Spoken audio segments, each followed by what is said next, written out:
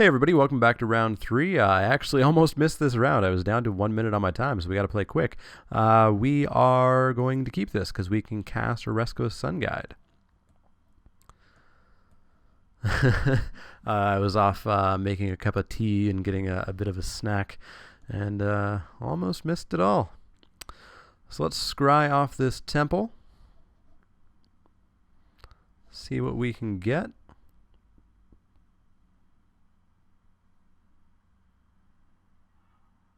Quarry Colossus, that's got to go on the bottom, because we need lands and stuff that we can cast early.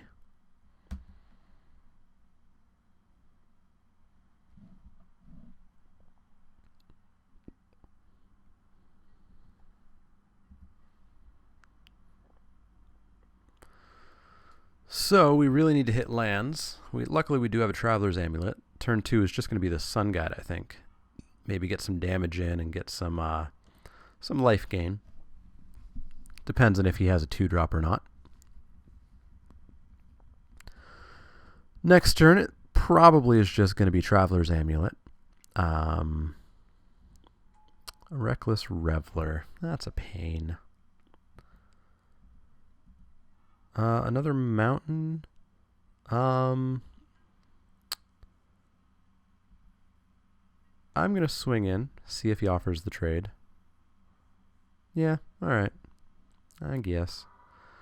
I'm going to go Traveler's Amulet and sack it, and I'm going to go get an island so that next turn I can play that Battle-Wise Hoplite and pass the turn. Looks like we might actually cast Fated Conflagration this turn. Or not this turn, but this game, rather. 10th Most High Priest. Heroic, you get a creature back from the battlefield. I don't like that. I don't like that at all. So do we Battle-Wise Hoplite or do we Pensive Minotaur? I think we actually Pensive Minotaur here. We don't have anything to nail that Hoplite with to trigger the Heroic. But I bet he's got something to hit that High Priest with and is going to get that Reveler back. Does it go to hand or battlefield? Battlefield. Ew. I don't think I ever got a chance to play with the High Priest. I really wanted to. I think it's a pretty fun card. Could just burn it out right here. Do I want to do that? I get to scry 2 if I do. Sure.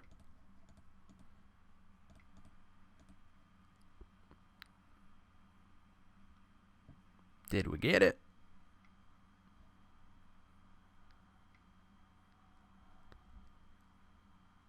We did not. We did not. But we get to scry. We get to scry, so that's something, I guess. Skybind, go away. Quarry Colossus. I shuffled, didn't I? And here it is back on top. Well, white, 1, 2, 3, 4. We're a land away from casting it. That's a super tough sell, though. That's a super tough sell.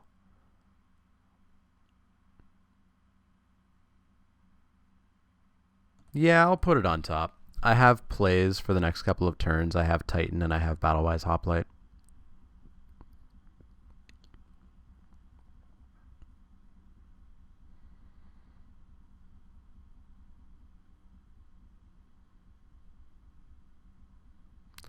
Unfortunately, the Quarry Colossus ability is only going to be 1. X is only going to equal 1, but it's fine.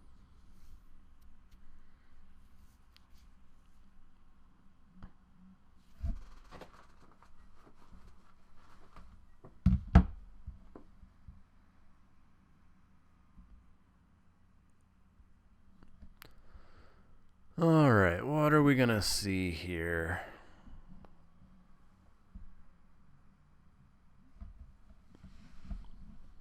Depends on if we ever get to pass this turn back to him. I imagine he thought he was going to get a free win, so perhaps he's jumped into another queue or has gotten busy doing something else, and that makes sense.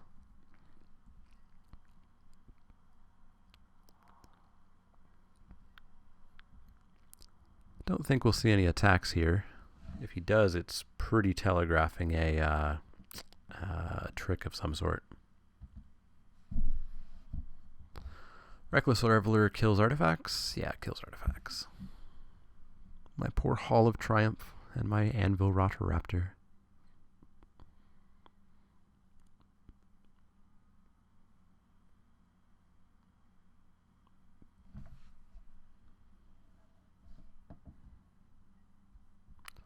Oh, pensive Minotaur, wondering why leg is leg. Quarry Colossus, what a surprise. Wait, 1, 2, 3, 4. Yeah, I counted correctly. Can't cast him. But do we do Titan or do we do Hoplite? Well, we still can't hit Hoplite with anything. But red, 1, 2, 3, 4, 5. We could get a free activation out of it next turn, maybe, if we hit another land. Not worth the risk. Let's just get the Titan down.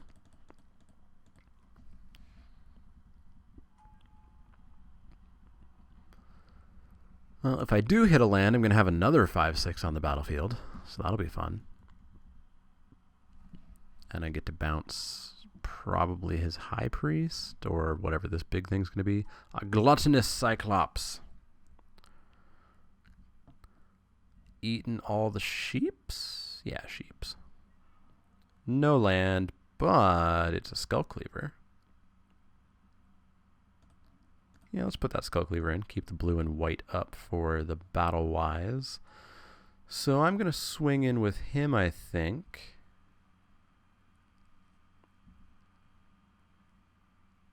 Am I? Yeah, I am. If we kill the Reveler, so be it. We slow him down. His deck seems equally weak as mine, so I'm okay playing it a little bit strange. Let's go blue-white and get a Hoplite. Probably wasn't an optimal play, but I mean, I really wanted to get that 4/2 usage out of it. So if he swings in, it's telegraphing. Ooh, can he monstrous that? Red, 1, 2, 3, 4, 5. He can. 5, 6, 7, 8. So that's going to be an 8/7. I'll take it. I will take it.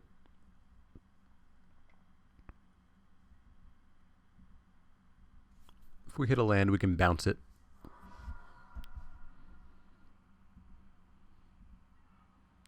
We don't hit a land, we hit Karametra. Ugh.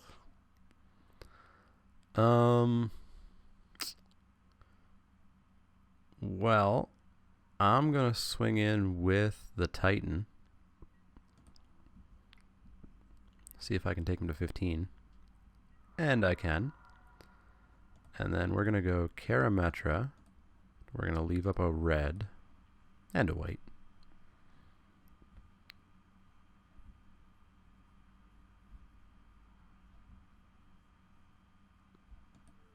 Okay, he does have the ability. It's just not showing up on the card for some reason. Weird. Usually Magic Online will add that ability to the card. So yeah, I guess we'll just pass the turn here.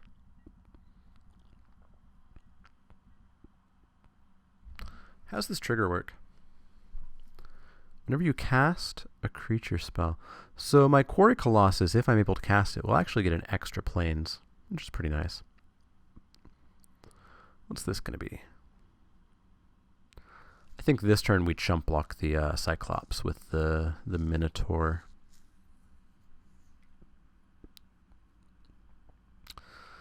Ghostblade Eidolon, that's gross. That's super gross. 3/4 double strike. Ew. Well, I'm gonna chump.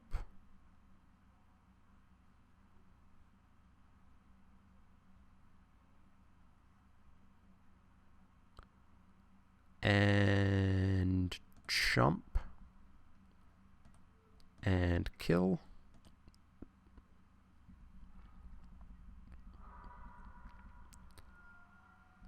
And hope for land. Hope for a land. It's not a land.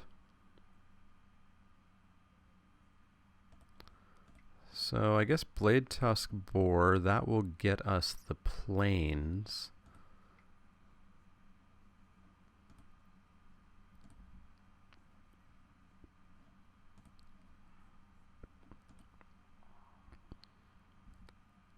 Blade Tusk Boar can chump block the 8/7. Titan can trade with the High Priest. Quarry Colossus can bounce the Cyclops, or he could just do that and be a jerk.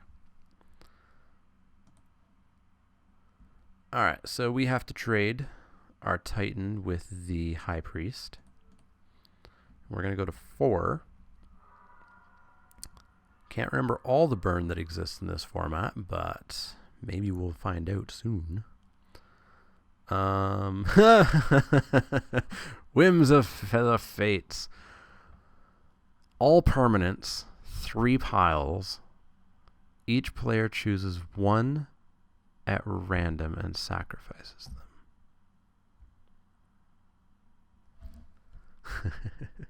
Oh, man. Well, we're going to Quarry Colossus, and we're going to make that Cyclops disappear.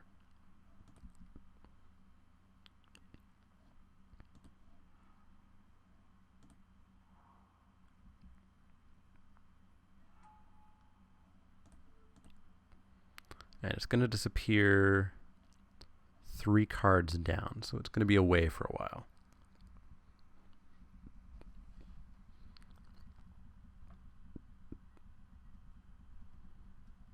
And the next turn, I think I just Whim of Fates.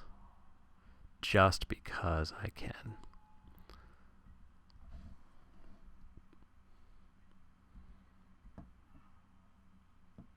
Although I do hit a Guardians.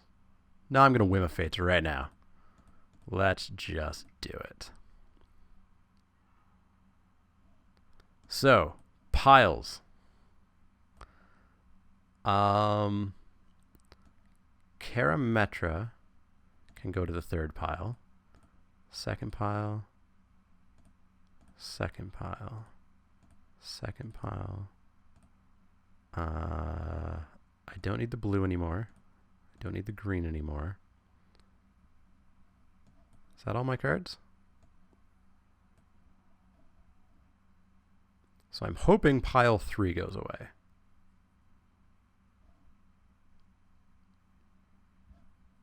Let's do that.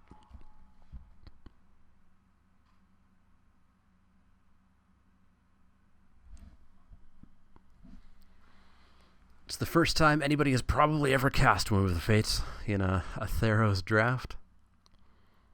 And I feel proud for doing that. Now, of course, the downside is he can put a creature in each pile and guarantee himself having 2 creatures left over. I also, unfortunately, didn't have time to think through that terribly well. I am down to 10 minutes, and we're still in game 1 due to my lack of diligence in keeping an eye on the program.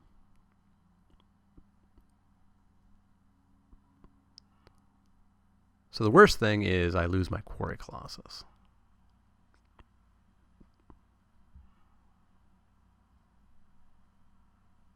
There's an interesting article about Whims of the Fates. It took a very long time. It was the most intensive card that the MTGO team had to program for Journey into Nyx.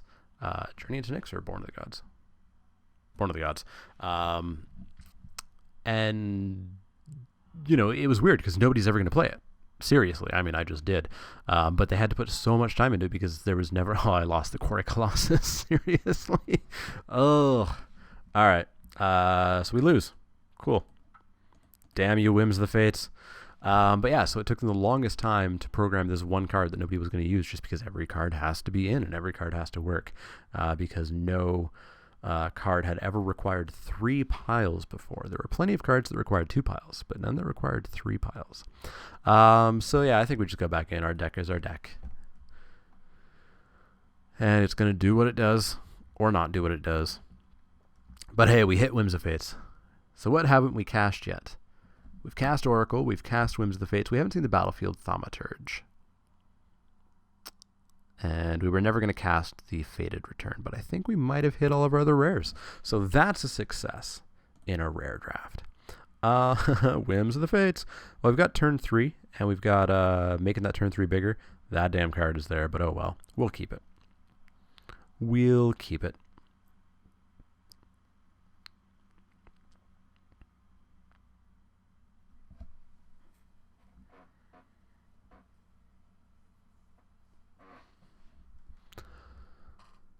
I suppose, unfortunately, I didn't get a Pyxis of Pandemonium. That's even more fun as a rare draft card.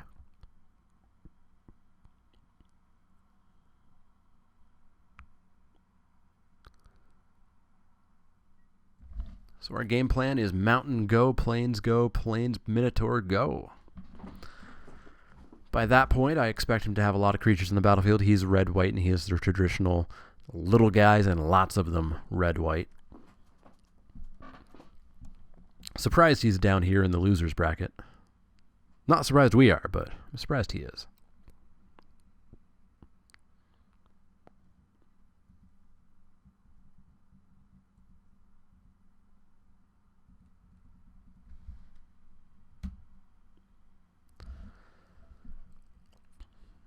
He matches our mountains with the plains. Says go. We match his plains with the plains and draw another plains. Say go. Another plains. Down comes Noresco's Swift Claw. That's a bit of a pain. We will drop our Pensive Minotaur. He can wonder why that leg is there. We won't block because we're going to throw Fearsome Temper on it, making it into a 4/5. At that point, we may block.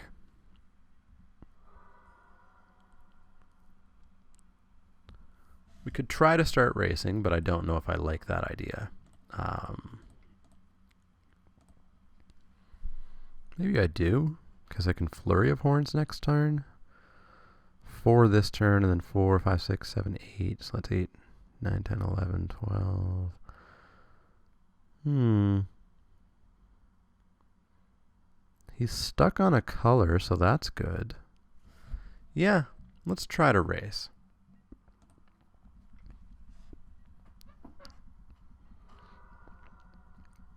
And he didn't drop anything last turn, meaning he didn't have any white 2 or 3 drops. Still missing a color.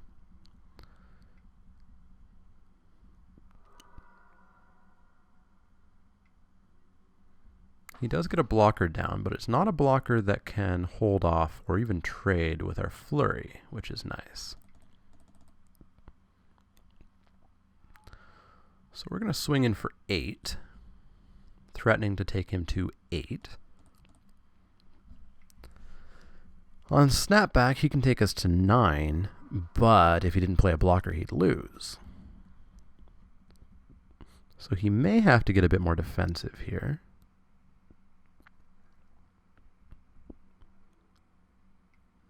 I'm just gonna swing in with 1, so he's being a bit more cautious. He's going to keep the tapper back, presumably to tap my 4/5.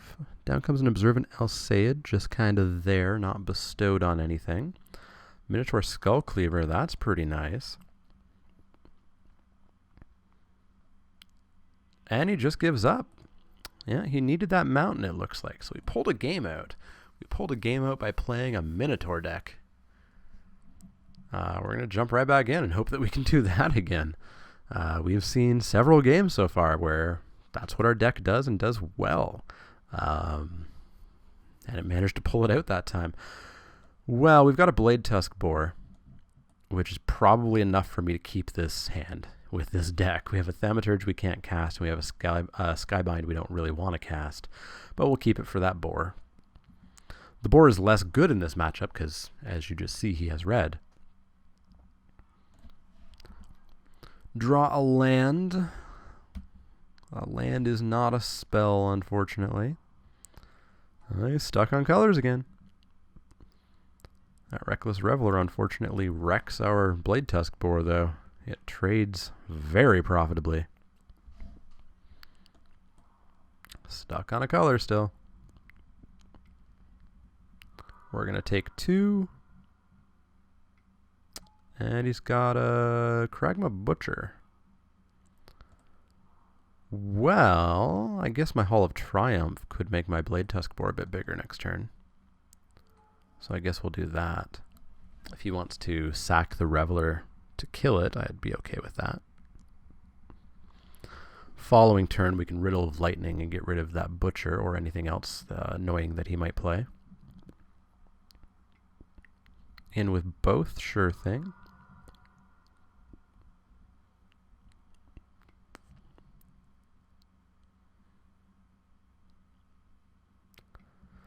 Well, if we don't draw something beyond that boar, I think we're just going to get overrun. Minotaur, eh? So it would be a 3/4? 3/4 he can tap down annoyingly.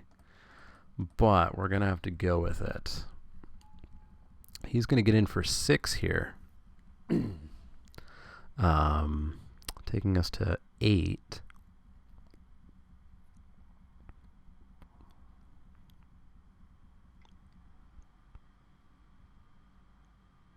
Ooh. Well, I'm actually okay with that. Trade here. I'll take 4, go to 10.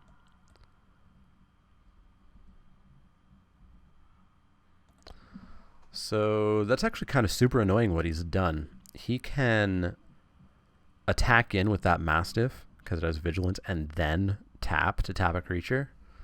So I think we really just need to kill it.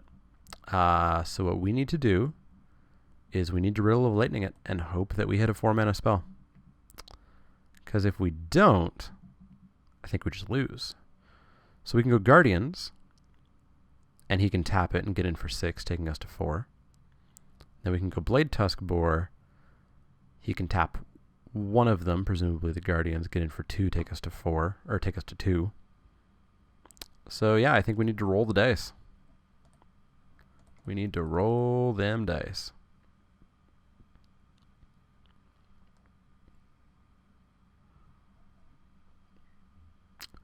None of those are going to do it. Goodbye Island, goodbye Traveler's Amulet. Let's see what's on top. Temple of Silence ain't going to do it. So we're going to take 6, and we're just going to get run over. That's unfortunate, especially after last game where we did so well. Just got out of the gates really quick. In for 6, we go to 4. I need to play 2 blockers, 3 blockers, Temple of Silence. Let's see what's on top. Titan of Eternal Fire. Not going to do it. Yeah, we just lose, so that's unfortunate. But hey, we knew it was coming with this deck. Yeah, we had a couple of games that I rather enjoyed. Actually, more than a couple of games. At least 3 or 4 games that I enjoyed with this deck, which is pretty good for a Wacky Wednesday deck. Sometimes they're kind of miserable to play. But yeah, hope you guys enjoyed that. That is the last rare draft that we can do.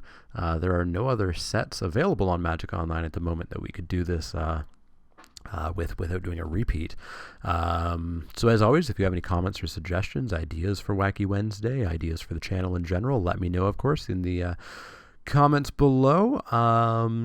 You can always find me on Twitter at the Mana Leek. That's L-E-E-K, like the vegetable. You can find me on Facebook at facebook.com/themanaleek. And of course here on YouTube, where you are right now. As I said, if you have any comments or suggestions, let me know for sure. Otherwise, I will see you guys next time.